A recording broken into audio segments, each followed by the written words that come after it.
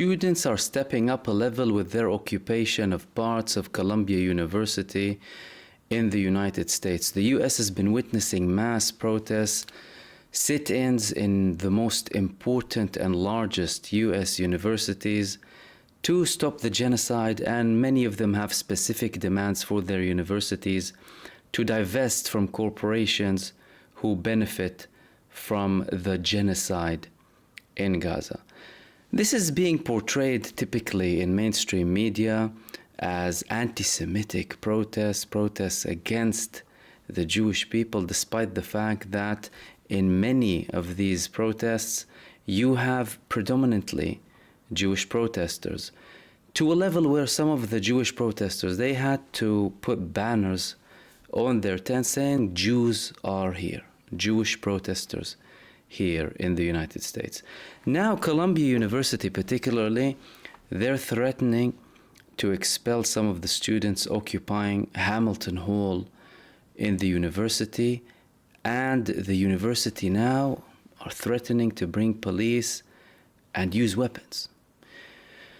And protesters are warning, by the way. Students are now saying, if people get shot, you have blood on your hands. Imagine the level that this reached to. Instead of these universities and the United States as a whole looking at all of these protests, and other countries as well who support this genocide in Israel, looking at the protests and actually doing the democratic thing, seeing as they claim to be democratic and listening to the people and follow their will, they go against them.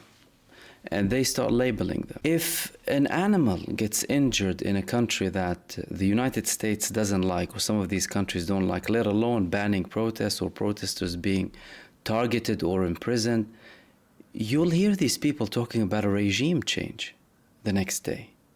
Yet when it comes to their own countries, it seems like they become blind. However, the level of the protests that are happening in the US in particular at the moment resemble a lot what happened with the protests against the Vietnam War. And many of them started in Columbia University actually, spread to other universities, spread to Europe, which led to actions being taken and people in power changing. So we could be witnessing a very crucial moment, a turning point in what's happening and in the international support for this genocidal satanic death cult.